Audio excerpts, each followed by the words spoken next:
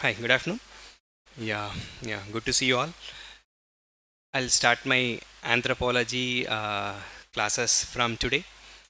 Initial plan was to start with chapter 2.1. Let's see, because this is the first class for most of you. I'll try to expose you to how the program will happen or how program will run. Then I'll be starting with chapter 2.1. I know some of you would not have been still familiarized with the syllabus. All these things would have been there. Those will be taken care eventually. Stay assured. Okay. So, and how many of you haven't attended any orientation session? Not even one orientation session, or you guys have attended? All of you attended orientation sessions? Anyone did not? You did not attend any orientation session? Okay, couple of students did not attend orientation sessions. Okay.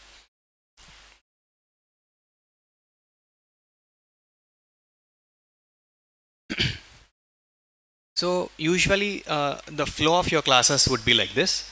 I'll be starting with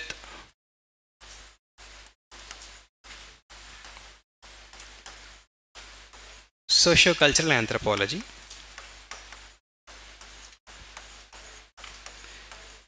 In our anthropology syllabus, Monday I'll get syllabus sheets distributed for you. Just today was a little not very well planned, but stay assured things will be taken care. Socio-cultural anthropology is one of the components of anthropology.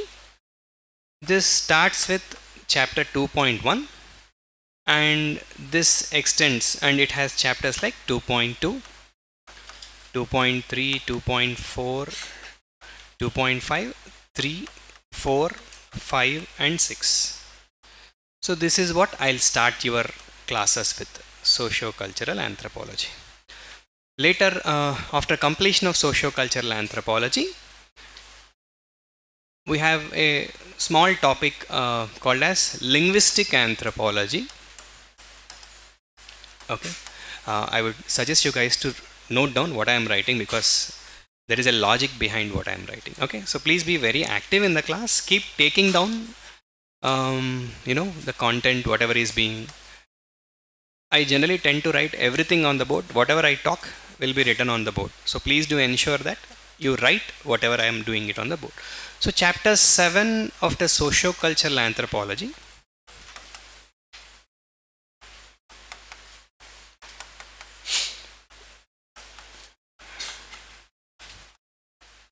I'll be touching upon linguistic anthropology. Linguistic anthropology. After linguistic anthropology, then again we have a very small topic, chapter 8. Chapter 8 is nothing but different methods of study. Different methods of study. It's a small chapter, it hardly requires 2 classes for me. So we'll start with socio-cultural anthropology, later proceed to linguistic anthropology, and there is one small topic called as methods. These methods are we have to apply these methods across various branches of anthropology, so we do not situate it under any particular branch of anthropology. Then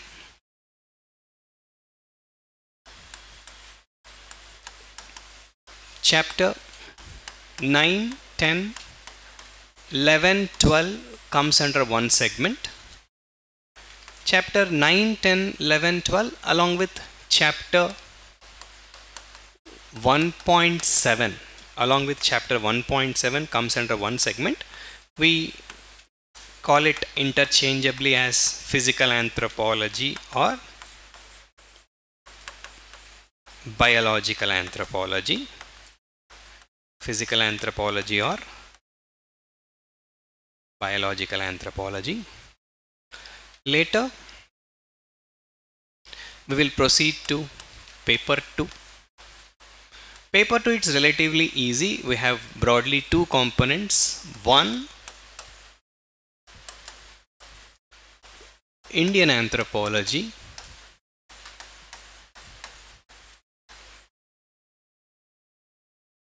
2, tribal anthropology. Indian anthropology and tribal anthropology. After completing Indian anthropology and tribal anthropology, later we will come back to paper 1 again,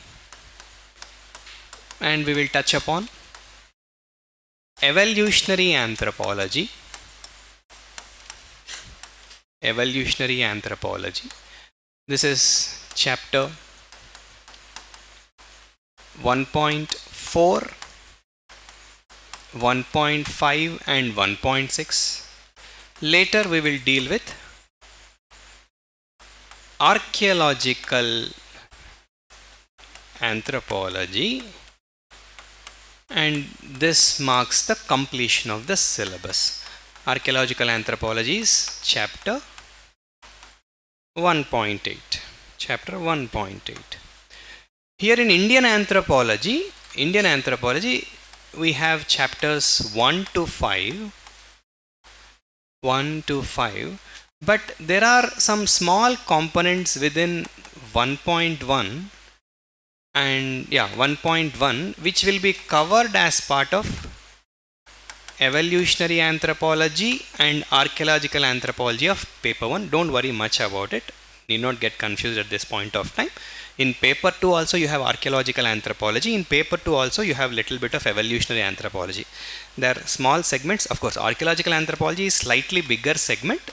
Evolutionary anthropology is a very small segment, just that requires only half time of a class. So in tribal anthropology is chapter 6, chapter 7 and chapter 8 and 9. So this would be the flow of the classes. Sociocultural anthropology is what we will start with. Then we will get into linguistic anthropology, a very small topic called as methods of study. Later in paper 1 itself we have chapter 9, 10, 11, 12 which can be called as physical anthropology or biological anthropology. Then paper 2, Indian anthropology and tribal anthropology are the major segments. Indian anthropology, yes, we have from chapter 1 to 5, and tribal anthropology we have chapter 6, 7, 8, 9. Later we will proceed to evolutionary anthropology and archaeological anthropology. Now what you have to do is, you have to maintain separate books. One separate book for sociocultural anthropology, okay, and linguistic anthropology is a very small topic. It hardly has 25 to 30 pages. So you may prefer to combine it with sociocultural anthropology, or if you want to maintain a separate booklet, that will be definitely appreciated. Then methods of study you can combine with linguistic anthropology, or all of this can be in one book. That's not a big deal. Then, but separate book you should have for physical and biological anthropology, and another book for Indian anthropology, another book for tribal anthropology, and for evolutionary anthropology and archaeological anthropology. I mean, when I am saying another book, need not buy 300-page spiral binded. I'll tell you, okay, because you will be attending classes. When you are supposed to buy, what you are supposed to buy, I'll tell you, okay. Need not run to bookshop right now and buy all the books, all those things. Then second important thing, students, especially in the first session, they have the confusion is, what all textbooks we should buy from the market for us to attend your classes, okay. So do not buy anything until I tell you, okay. Just because you have started a new subject, I know that childlike curiosity in you to run to a bookshop, buy all books, stack them in your whatever, and you would want to read them. No, first attend the classes. You would have paid to a coaching center and you are sitting in the classes. You want to have that offline experience. Make best use of the classes. A serious aspirant is one who never skips a class. A serious aspirant is one who sits in a class with a very non-judgmental, open, receptive mindset. Don't sit in the classes, not just my class, for that matter in any class, to assess the quality of the faculty. Okay? You have taken a decision. I mean, not about me. Like in general, maybe at least your general studies decision is already taken. You are sitting in the class. You made a choice. Most of the students, they end up wasting a lot of time in assessing, is this good, is this UPSC level, is he touching upon PYQs, is his content depth sufficient to write a mains answer. First, let the classes, whenever, if there are issues, you can directly talk to the faculty and get it sorted. The point I am trying to suggest is very simple. Be receptive, be open-minded, be curious, be non-judgmental. Okay, the more you open your mind to new learnings, the more you will get from the classes, and display a great deal of curiosity. The point I am trying to suggest, anything or everything that comes out of faculty in the class, that has to be documented in your class notes. Trust me, the reason being, for me, classes is not just about, some random lecture or, probably some notes giving. It's more than that, isn't it? Somebody who is taking a lecture, he'll not just share his knowledge, isn't it? Along with knowledge, the experiences, okay, then the dynamics of the particular topic, connecting them to other parts of the general studies. All these things usually happen in the class, and you have to get that advantage of classroom experience, whether it is offline or online. So the point is simple: be very diligent. So take down notes carefully, and everything that faculty is discussing in the class, ensure that it is documented in your class notes. Because this is not the first time I am teaching anthropology. This is my 11th batch over the last 8.5, 9 years. Out of that experience, I can say, if you are just attending all the classes, take notes diligently of all the classes. You will be having 6 book notes, proper 6 books you will be having, and not less than 800 to 1000 page, which is not bulky. See, I'll tell this, you are too beginners to understand this. When you are writing mains, the biggest concern most of you would be having is understanding interlinkages, or drawing appropriate diagrams, or gathering case studies or examples. You understood my point? These are some of the biggest concerns which students actually have. The whole point of classroom experience is all those things will be taken care. The general tendency of the students, I'll tell you, let's say whether it is general studies or optional subject, they'll attend the classes, they'll take down notes also properly, but rather than reading from the notes, the moment they go back home, they'll put their notes aside and they would want to read some standard book or some material referred by some random senior. There isn't a bigger crime than this. Because you are sitting here, you are learning something, unless you consolidate what is being taught in the class, then it's sure wastage of time sitting in the class. You got my point? You have to consolidate whatever you have read in the class.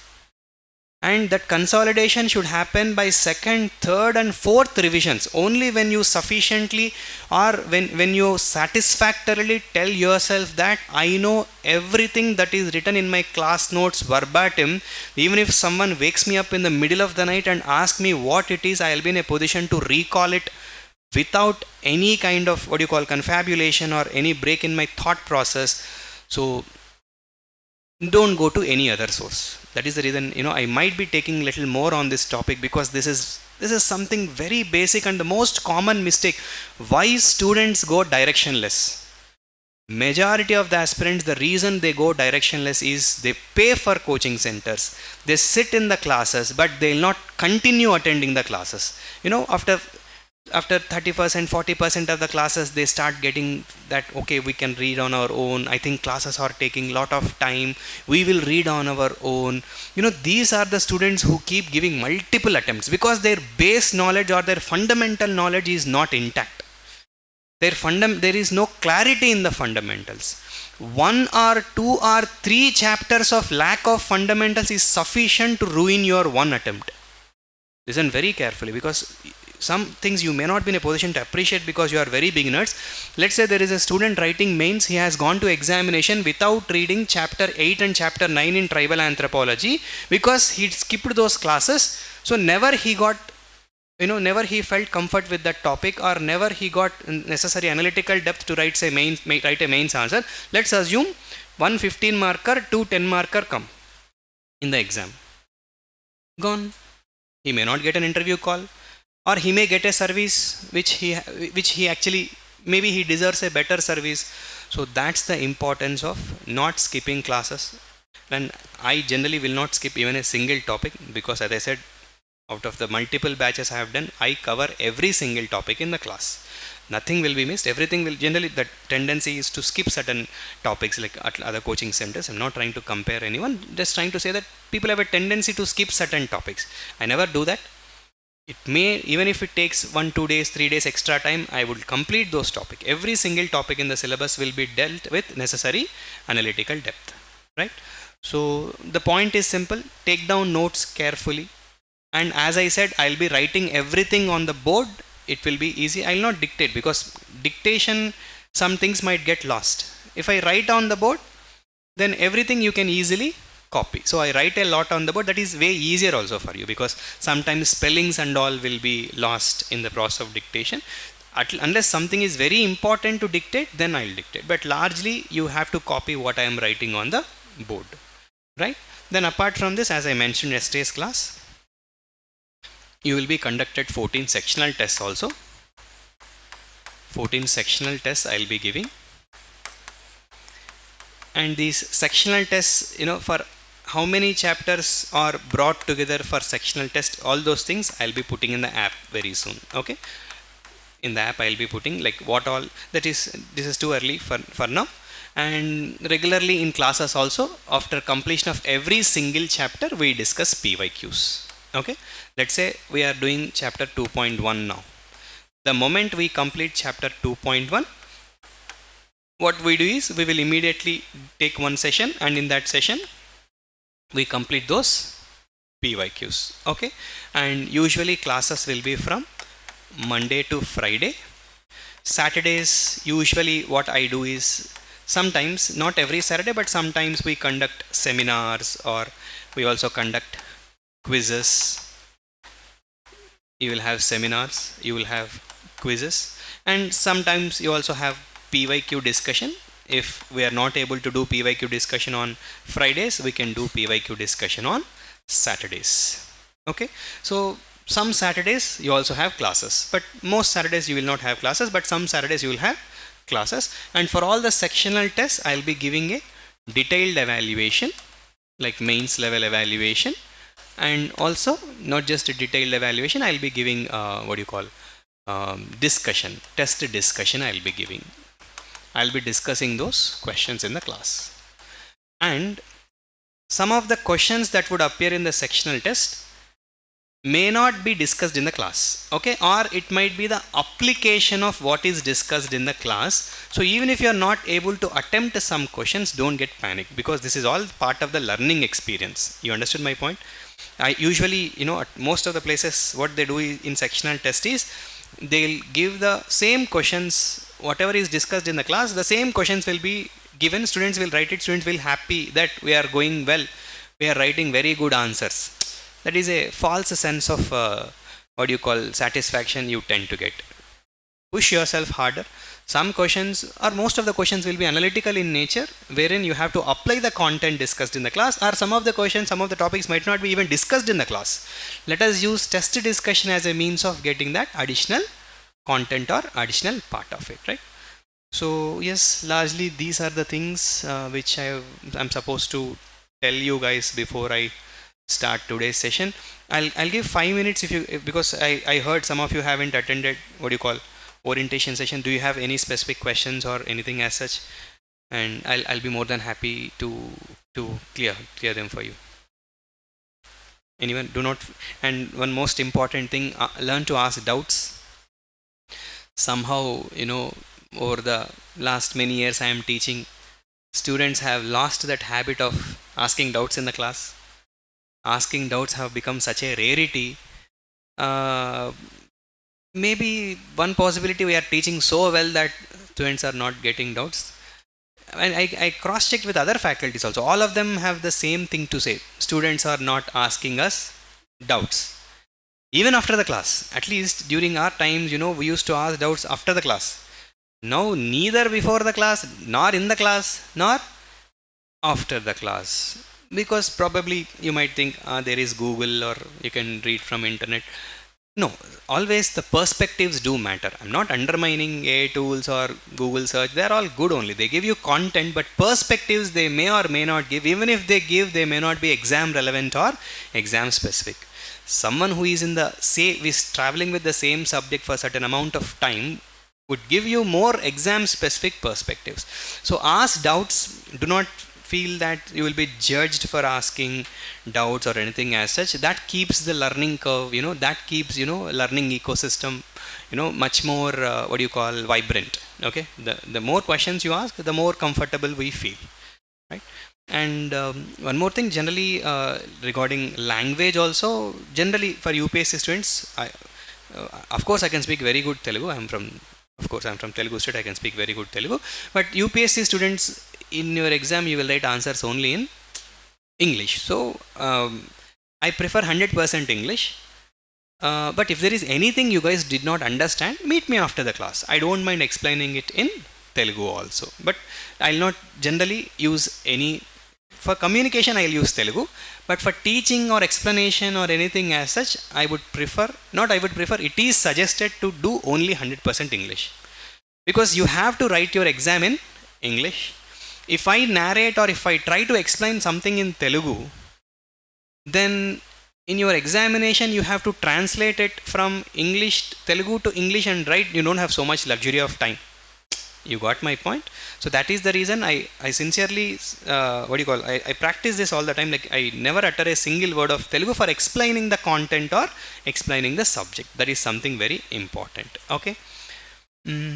Yeah. Like, any quick questions or any concerns as such before I get into today's session? Nothing?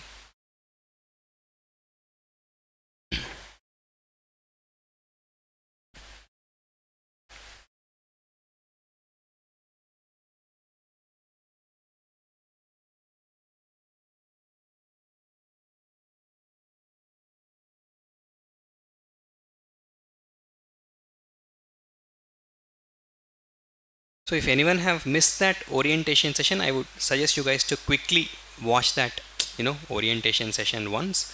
So what I try to do is I try to familiarize you all with, anthropology. Yeah.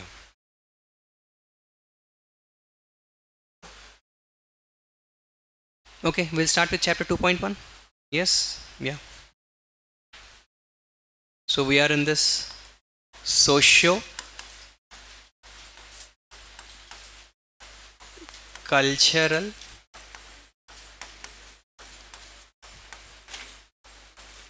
anthropology.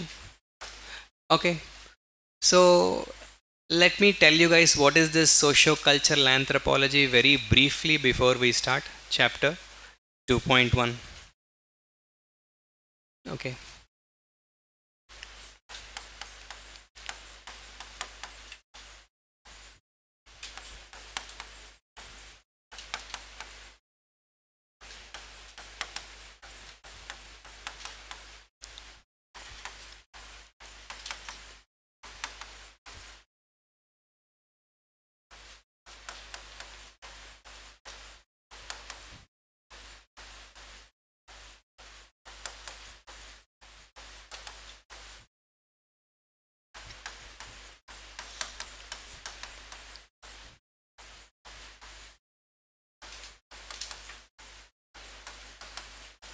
Okay.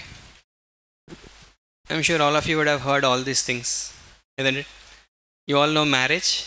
What is marriage? And you all know what is family because you must be part of some family. Kinship might appear like a new term for you, but not very new. Kin. You heard this term kin in your English school textbooks. They'll be kinship is nothing but your relatives and all.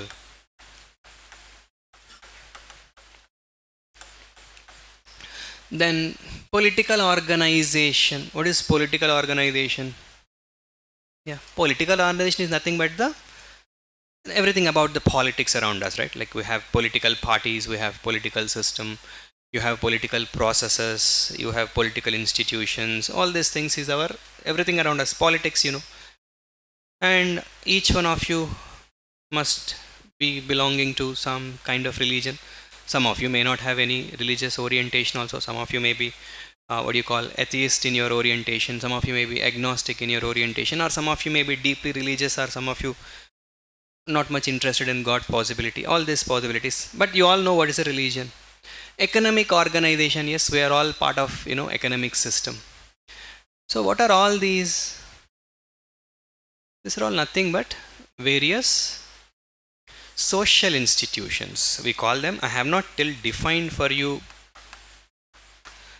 what social institutions are, but these are all different social institutions. Okay, these are all different social institutions. And what is socio-cultural anthropology interested in? So socio-cultural anthropology is interested in understanding origin, understanding diversity, understanding functions, understanding structure, understanding changes in all these social institutions. What did I say?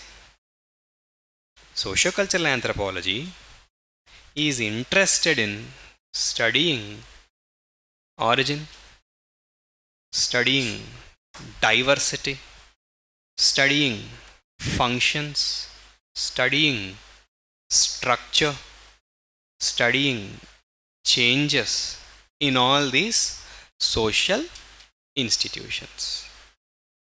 Okay, let's start with one simple understanding, something which you are all very familiar with. Marriage. You know marriage, all of you. What is marriage? What is marriage? What is marriage? Marriage is I know marriage is a social institution. What happens in a marriage? Is there any definition for marriage? There is a definition for marriage. There is some understanding for marriage, right? Who should marry? Opposite genders. Okay. Only when a male and female marry, we call it marriage. Then what about LGBT? They can marry? They cannot marry.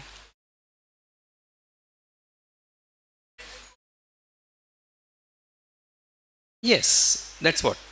We think marriage is one male, one female, and need not be. There are some societies in which a male marries a male,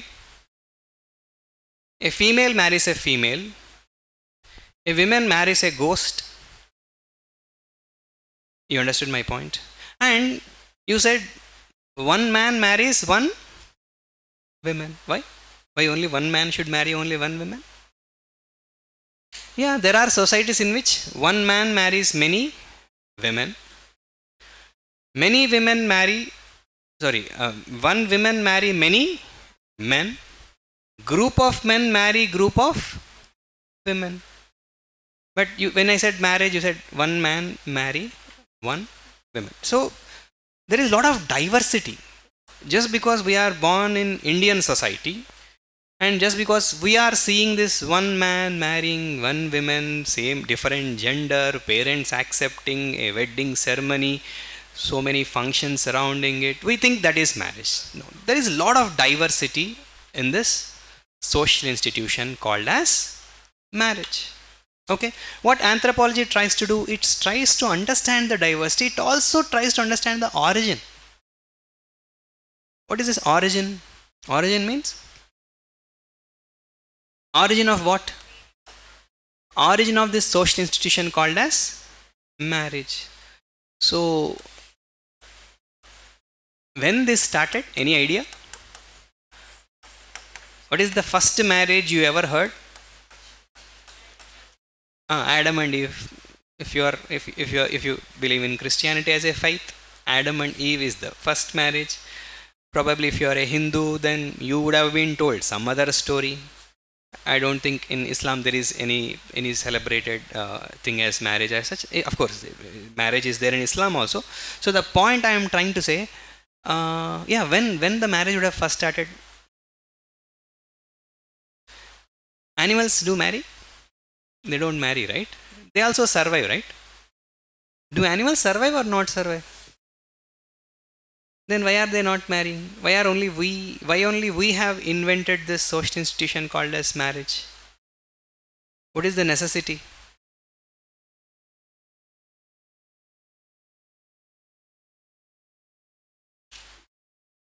I mean, like, social order. Okay, somebody says, oh my god, social order. What is the link between social order and marriage?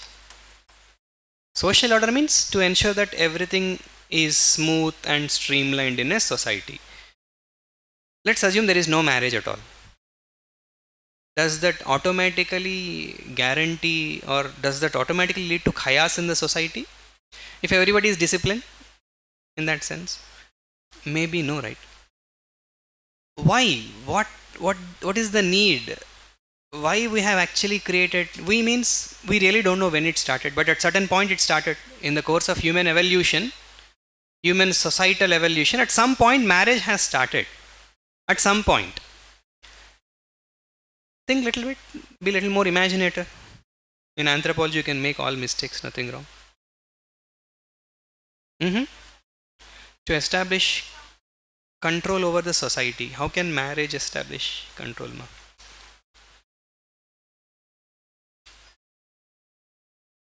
Rules. Okay. Okay, maybe regulate sexuality.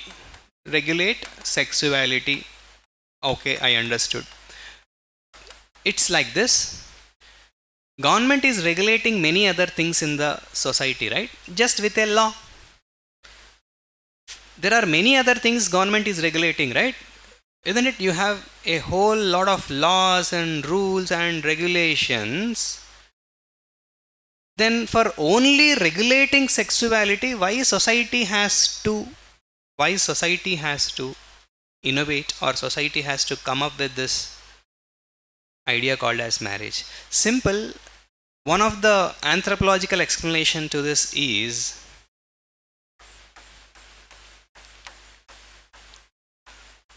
prolonged infant dependency. It's an English word, nothing anthropology here. Prolonged infant dependency. Infant means what? Kid. Dependency means what? In no other species, a kid is dependent on mother for such a long time like us. How long we are all dependent on our parents? Don't tell we are also dependent now. Not that dependence. In general, let's say if a baby is abandoned, can it survive on its own? Baby will die. At what age, even if a baby is left alone, it can survive in humans? Probably 4-5 years. Up to 4 years or 5 years, baby has to be nurtured. Baby has to be taken care. But in most of the other species, it's not like that. Did you observe? Let's say a goat or a buffalo or a snake. Almost all of the species, as soon as the baby is delivered, even if of course mothers tend to those babies. I'm not saying that mothers do not tend to those babies, but even if mother abandons them, they'll survive. They can survive. But in case of humans, the dependency is not just present, but the dependency is prolonged. The dependency is prolonged. When the dependency is prolonged, try to understand. So, the baby generally is dependent on mother. Baby is dependent on mother. And those were the times society has only one thing. The only economic activity is hunting and gathering. There is no agriculture, nothing. Hunting and gathering. Is it possible for a mother to hold a baby and go for hunting or gathering? Practically very difficult, right? How can she hold a baby and go for hunting, or how can she go for gathering? It's not practical, right? So mother has to depend on someone, that someone should be reliable, and that someone should be in a position to bring hunt for her and her baby. So for mother, what is important? Somebody should bring home the food. So even if she doesn't go out, her nutritional needs and her baby's nutrition is taken care, which requires selflessness. Selflessness means, why would anyone bring just like that? That guy requires an element of selflessness. He should be, he should have that generosity. Are all generous? We can't say that everyone is generous, or everyone is selfless, or everyone is altruistic in their nature. You understand my point? Then who would reliably bring to the mother? Someone who has fathered the baby. Someone who has fathered the baby. So that is where the institution of marriage would have started. So, okay, let us marry them both. When we marry them both, this guy is now the father. Let's give him a recognition, you are the father. So because you are the father, then you will take care of your women, and you also will take care of your child. You will be taking care of your women, you will be taking care of your child. So this would be the beginning of an institution called as marriage, marriage would often lead to what? A family. So where it all started? It all started with the idea called as prolonged infant dependency. In humans, generally the dependence of the infant is longer. It's prolonged. Because of this prolonged infant dependency, the baby and mother has to be fed reliably. Baby and mother's nutritional needs have to be taken care. Who would take care of the nutritional needs? Nutritional needs would be taken care by someone who is connected to them. So what is that connection? Marriage has enabled that connection. Marriage has enabled that connection, and that could be the origin point, or that could be the starting point of this social institution called as marriage. Got my point? Yes.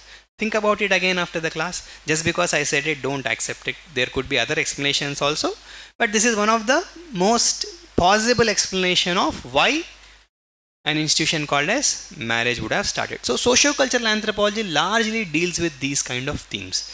Then regarding diversity, I have already familiarized you, right? Like there are societies in which male marriages do happen, female marriages happen, ghost marriages happen, and in our own Kerala we have this concept of visiting husbands. In Nayar society, we'll be discussing into the class, they have this concept of visiting husbands. There is a Tharavad is the ceremonial building, and the Tharavad usually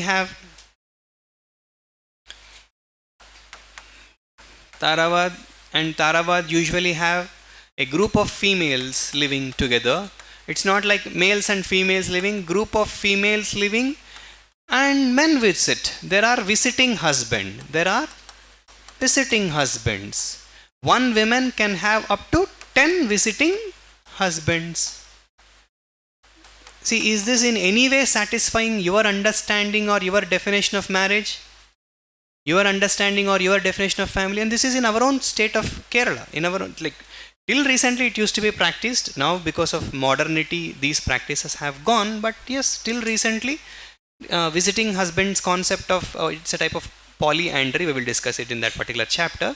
So this is how we try to understand the diversity of the social institutions as part of the socio-cultural anthropology. Then we will not stop there, we will also understand the functions.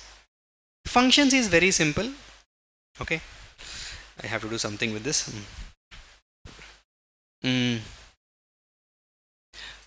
So what are the functions of marriage? Yeah, what are the functions? What kind of functions means what? What a marriage does. Okay, functions means not what you are thinking. Sangeet, not that. What it does. What marriage does. What marriage does means what is its, what it performs. What is its utility? What is its utility? What it performs. Simple. What all functions marriage have? Simple. One function marriage has is a biological function. Marriage has a sexual function. Marriage has an economic function. Marriage has a care function. Marriage has a psychological function. And marriage also has a political function. Likewise, these are all functions of the marriage. Very simple. What is their biological function means? Let's say, let's take Indian society. In Indian society, for someone to become father or mother, is it mandatory to get married? Yes. Does law permit you?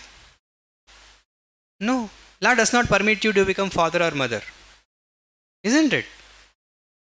Is there any law that shows that you can become a father or mother without marriage? Show me. Where is that law? Even you are not allowed to go for surrogacy. You can't even, surrogacy, right? Like, I believe you're all matured enough to understand what is a surrogacy. Even you are not allowed to go for surrogacy if you are not married. So, if you have to father a child, if you have to mother a child, you have to be married. So, will you agree with me? But to get father, to become a, but this urge to become a father, urge to become a mother is a biological urge. It's a biological urge. It's a biological urge. And this biological urge to become mother or father will be satisfied only if you are entering into this social institution called as family or marriage that would lead to family. No. Marriage satisfies sexual function. Say an individual in Indian society, and the sexual needs are common for individuals. An individual, after he attains or he or she attains menarche or men attains talarchy, we call it, whatever technical, it is not important. Sexual needs would begin. To satisfy the sexual needs in Indian society, marriage gives you a sort of license, or marriage gives you a sort of permission. Isn't it? Individuals and their ability to go, isn't it? It's also criminalized, right? Extramarital sex is criminalized till now. Only recently they have decriminalized. Premarital sex is a taboo topic in India, which means society, society judges you. Society has a potential to discriminate you if you are entering into a sexual function before marriage or after marriage with anyone other than who you are supposed to be indulged in. You got my point? So simply put, marriage has a sexual function.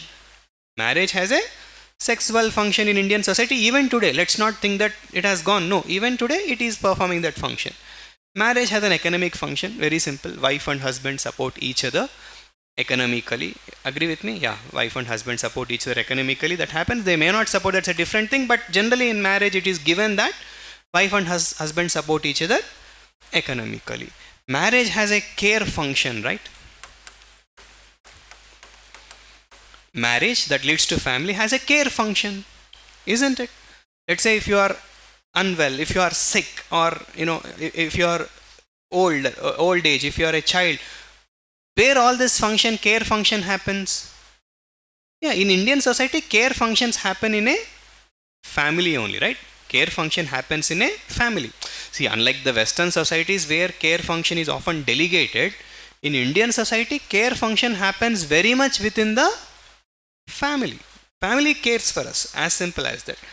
Now, family also serves the psychological function, right? Psychological, let's say, family acts as a psychological shock absorber. Family acts as this psychological shock absorber, isn't it? We all feel relieved after we go home. You may or may not, but it is generally understood that the moment you go home, you feel a sense of relief, a psychological stress. If you have a problem, you can discuss with your parents, your siblings, your cousins. So, always family and marriage used to play this role of psychological support. An individual needs this emotional cushion, an individual needs this shock absorber. Family used to play this role of shock absorber, or something which used to give this emotional comfort to the individual. Okay, don't worry, all these things will be discussed again in the chapter of marriage. I just want to expose you guys to socio-cultural anthropology. Yeah, marriages also serve political functions, isn't it? Even in the present times, in the past also, it's very much, isn't it? Political function, not exactly politics, like the power function. Simple. In India, even today, 94.5% or 95% of the marriages are intercaste. Why? Simple. People feel, the family would feel disempowered. If they are giving their girl out of their family, the families would feel my family's prestige would, social prestige would be lost. My family's power or ability to influence others would be lost.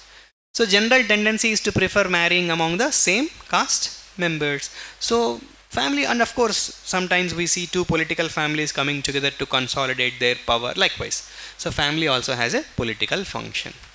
So you understood my point. This way, socio-cultural anthropology also tries to understand functions of various socio-cultural institutions, like biological function, sexual function, economic function, psychological function, and political function.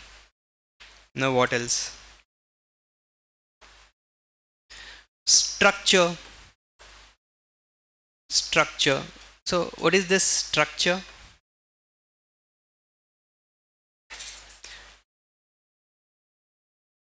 Structure, what is the normal structure of the family?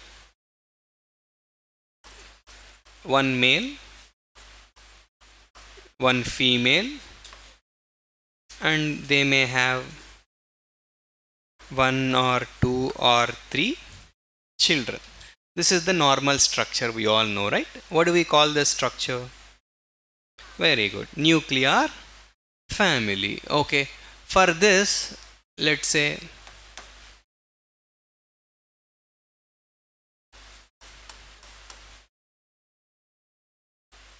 if these are also residing in the same home, and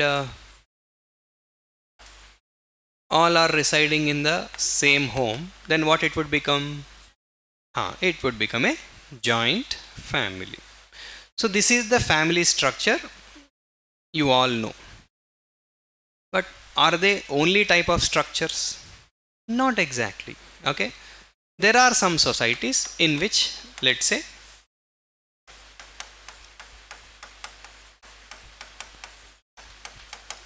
this is also a structure.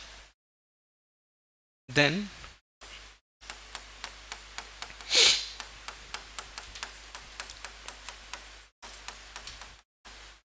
this is also a structure. Agree with me? Just now I mentioned about visiting husband. That is also one type of structure. And in some societies, a woman after marrying, she, what happens in our society, a woman after marrying, where she settles? In the husband's house. There are some societies in which women after marriage settles in her own house, husband has to come. In some societies, women stays with wife's brother. Her brother. You understand my point? Women stays with her brother, and men has to go and stay with her brother, women's brother. So the point I am trying to say, we take it for granted that this is the only structure. No, structures are changing, structures are altering. Take in the present society also, there are newer trends, right? Like live-in relationship, or trends like, what do you call, single parent families are very common structure nowadays, right? Single parent families, a common structure these days. Means single mother or single father, that's a new structure. And another evolving trend, sologamy, right? Sologamy means remaining single, like not marrying anyone, preferring to remain single is a type of, that's also a social structure. Maybe people thought it's peaceful to live all alone, so sologamy is a type of new structure. And all these are evolving trends in the marriage system. And now you also have this polyamorous relationship.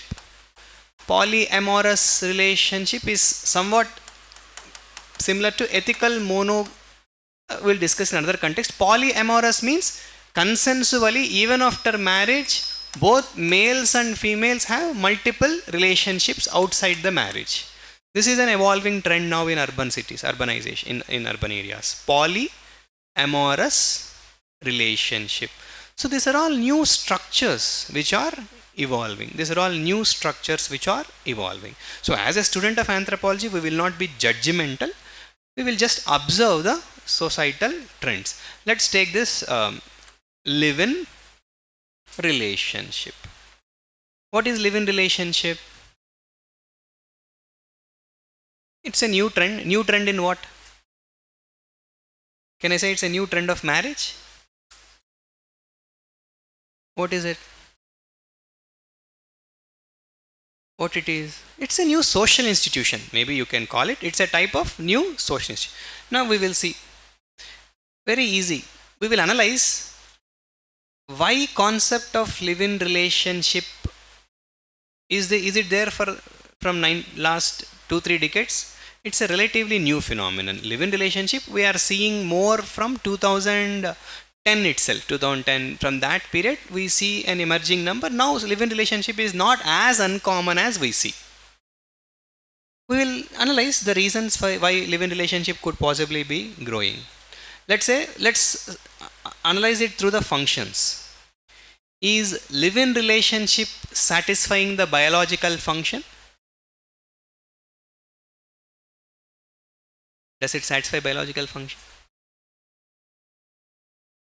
You be a live-in couple and you tell your parents that this is my child. No, it's not received well. Again, legally it's not illegal also, but what do you call, I'll talk about it in the other sense again, but it's not permissible. The children are legal, children are illegitimate, but you have to register yourself. But in our Telangana there is no such registration and all. So likewise it varies from state to state. Now, does live-in relationship satisfy sexual function? Yes, it satisfies sexual function because there is an cohabitation. Cohabitation means consenting adults stay under the same roof. When there is a cohabitation, it possibly satisfies sexual function. And does it satisfy economic function? Yes. Couple who are living in, there is a tendency to support each other financially. Does it satisfy care function? Yes, it also satisfies care function. Probably the live-in couple care for each other when they need each other, when somebody's health or emotional health or physical health or financial health is unwell, they potentially would care for each other. Does it satisfy psychological function? Probably yes. Maybe generally opposite genders are more considerate, more empathetic, tend to listen more whenever there are problems than the same gender is what is understood. Male friends also listen, doesn't mean that male friends or female friends does not listen, but the general tendency is to believe that somebody from opposite gender, people pay a little more attention, more empathy. Likewise, yeah, political function is not very important. So now live-in relationship is satisfying more or less all the functions, right? all the functions which marriage is performing, live-in relationship also is performing. That is the reason live-in relationships are growing in the society. If they are grossly dysfunctional, now let's go one level deeper and analyze. Just now we discussed that marriage is performing all these functions. Now, can I say that marriage also is not performing all of these functions? In all marriages, are children being born? In all marriages, sexual needs of the both partners are met. In all marriages, the economic needs of both are met. In all marriages, the care needs are met. In all marriages, the psychological needs are met. Not met, right? So that is the reason society has a tendency to experiment. It's not one individual or two individuals or a group of families that would experiment. These sort of social experiments happen at the broader society level. They become social trends because the existing social institutions are not performing the functions which they are supposed to function. They are supposed to do. You got my point? So this is the reason newer trends emerge. Let's say, let's take sexual function. See, in the past, you guys must be aware, most of the people would be married, probably females at this age, males at this age. It could be even younger also. Usually, what is the age biological needs start? Biological needs start at the age of 15 to 16 years. That is where the biological needs start. Okay, when the biological needs start at one point, and this guy has to complete his post-graduation, has to get a job, has to buy a house, and probably she has to financially secure. All these things might take, and if preparing for civil services, it might take maybe a little longer also. The point I am trying to say, otherwise, who would give women for you or who would give boy for you? Isn't it? In the current society, unless you are settled, whether you are a male or a female, there is no discrimination. Unless you are reasonably settled, you would not get a spouse. So, the marriage is getting delayed for multiple reasons. Marriage is getting delayed for multiple reasons. So, society has innovated this idea called as live-in relationship. You got my point? So, marriage has dysfunctions, marriage has functions, live-in relationship has functions, live-in relationship also has dysfunctions, right? Because let's take a live-in relationship. Marriage has a social function, no doubt. What is a social function? Marriage enhances your social prestige. Have you observed this? Let's say if you are sisters or brothers, after marriage, suddenly from the very next day they start getting more respect, as if they have achieved something big in their life. Isn't it? Married men or married women in India generally get little more respect, right? Isn't it? Have you observed this? It's a common. So marriage has that, and if somebody is not married after a certain age, what society brands them? This guy brands them whatever, different names, name calling happen, and anytime, anywhere you go, you would be asked, why are you still not married? Is there anything problem with you, or are you not? All these sort of uncomfortable questions people ask and make us feel, I mean, us means not us, I mean, feel uncomfortable. So, now tell me, does live-in relationship perform the social function? Does live-in relationship perform the social function? Yes, no? Yes. I mean, sorry, it does not perform the social function, right? Because live-in couple are currently, it's less likely that a live-in couple would get a flat for rent. Why? Discrimination.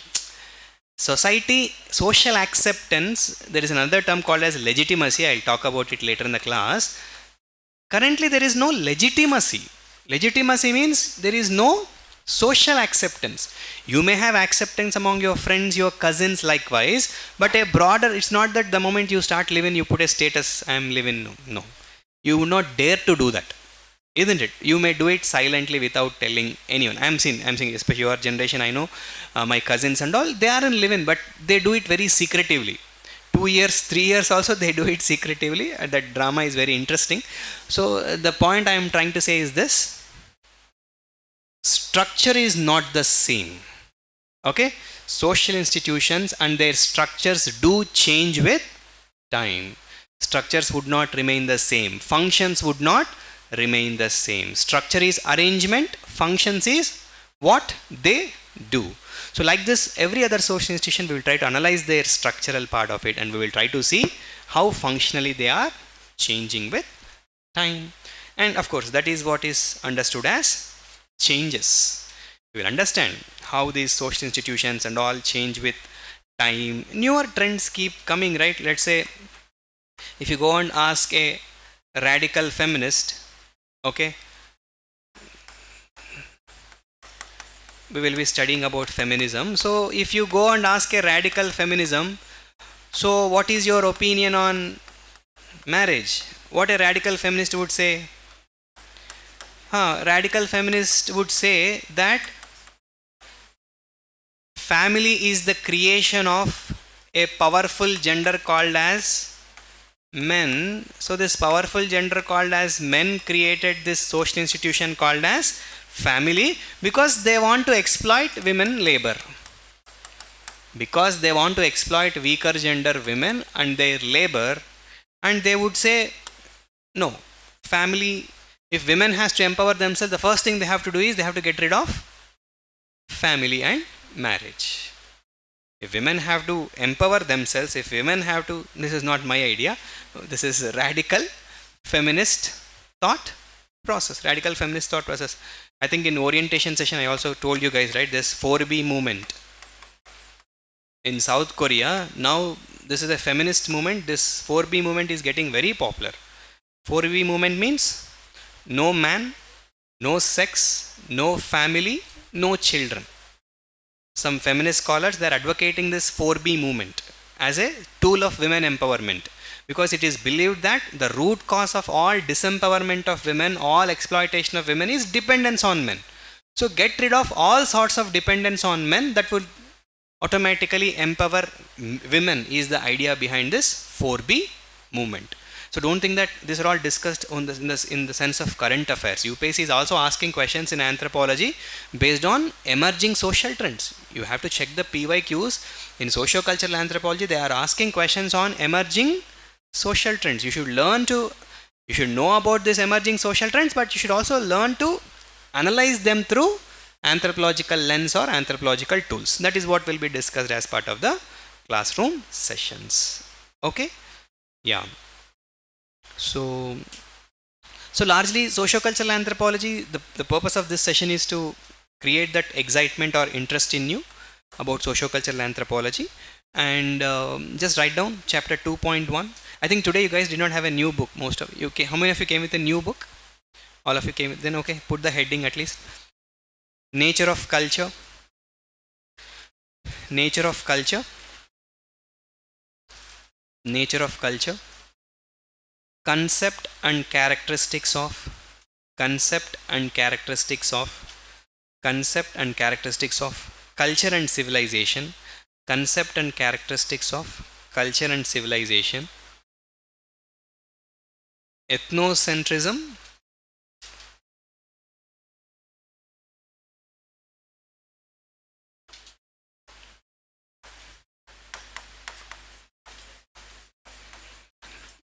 Ethnocentrism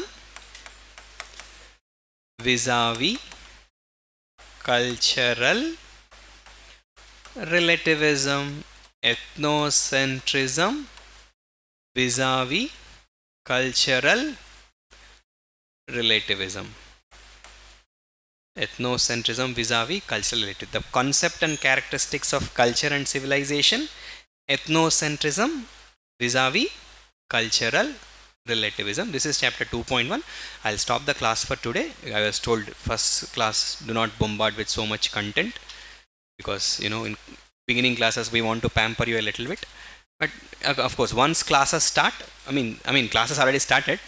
Once the momentum picks in, classes will go up to 2.5 to 3 hours also. So I generally completed classes on time. Initially it might go slow, but once the momentum picks, you should be prepared yourself to sit for a longer hours also. Just write down a question. Let's see how much you have understood today's class. Try to write this question before you come for tomorrow's class. What do you understand by the concept of religion? What do you understand by the concept of religion? What do you understand by the concept of religion? What do you understand by the concept of religion? What are various functions? What are various functions according to you? What are various functions according to you? What are various functions according to you are performed by religion? What are various functions according to you are performed by religion? Do you think religion is relevant in contemporary times? Do you think? Do you think? Do you think? Do you think religion is? Do you think religion is relevant? Do you think religion is relevant in contemporary times? Do you think religion is relevant in contemporary times? Do you think religion is relevant in contemporary times? Okay, somebody just read the question once again. What do you understand by the concept of religion? What are various functions according to you performed by religion? Do you think religion is relevant in the contemporary times? Okay, don't use any AI tools. Okay, not even internet research. With your own common sense, with your own understanding. You're not children, okay? You're all adults who have graduated and sitting here for classes. So with your sense of understanding of society, of what's happening around you, try to write an answer. Just write it 2 pages, okay? You need not write 3 pages also. I have not taught you guys anything like answer writing skills and all. This is just to see if you have really understood what is discussed in today's class. So will you agree with me if I say religion also is a social institution? Religion also is a social institution. For any social institution there will be origin. For any social institution there will be a diversity, there would be functions, there would be a structure, and it is bound to change. So can I analyze religion through the lens of what we have discussed now in the class? So just use the class notes as the base, revise the class notes once, twice. Based on that, try to attempt this question. Okay. Any doubts you have in what we have discussed? Do not hesitate. Anything you would like to add or any doubt? Just quickly read what you have written. Ask if you have any doubts. Same-sex marriages is not criminalized, is not equivalent to legalized. It's not criminalized, but it also is not legalized. What you are saying is correct, Ashrit. It's not criminal. But if you go to a marriage registrar and tell that we are same-sex couple, please give us a certificate, nobody would be giving, right? Means it is not legalized also. It is not criminalized. Means somebody cannot be incriminated on a criminal charge because they indulged in same-sex relation or a same-sex marriage. No, I understood that. Nas Foundation case versus Supreme Court of India, what it did is it is decriminalized. I don't think so. As far as I know, it is decriminalized. That much I know. Whether it is criminalized again or not, I'm not aware. I'll check once.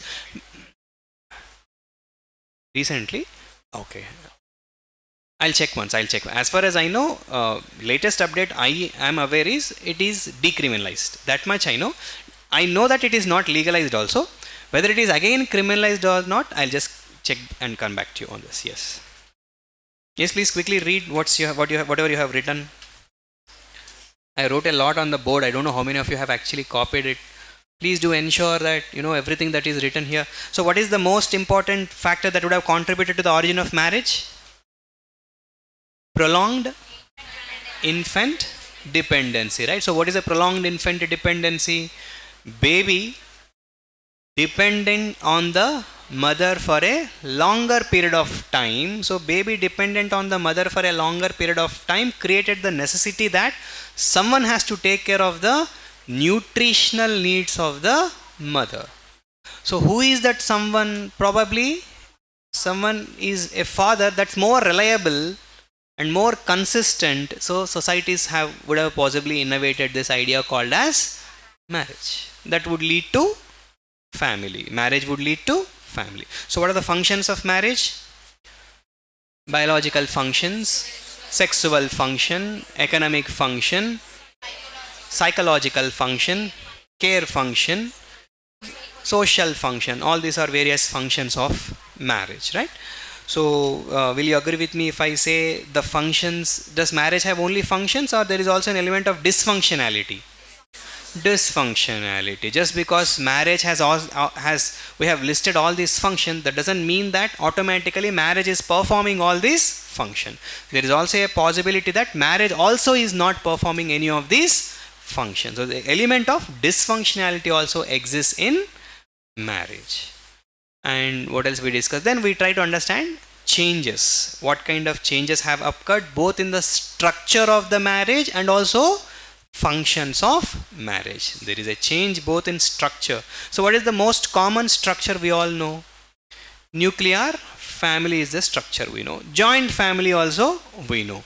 But human society has so much diversity that it's way beyond the regular templated nuclear family or joint family we know. Any doubts or anything as such? Any lack of clarity? I don't mind explaining it again.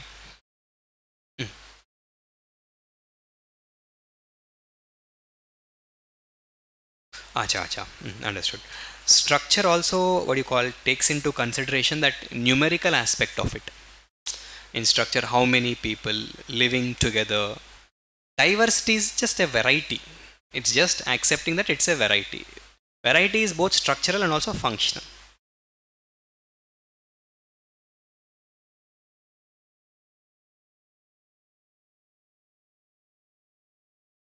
No doubts? Sure? Everything is understood? Okay, good. Then let's see how you will write an answer. Try to write an answer on your own. I'll discuss in the class tomorrow with this, and I'll get into the next part of the class. Yes.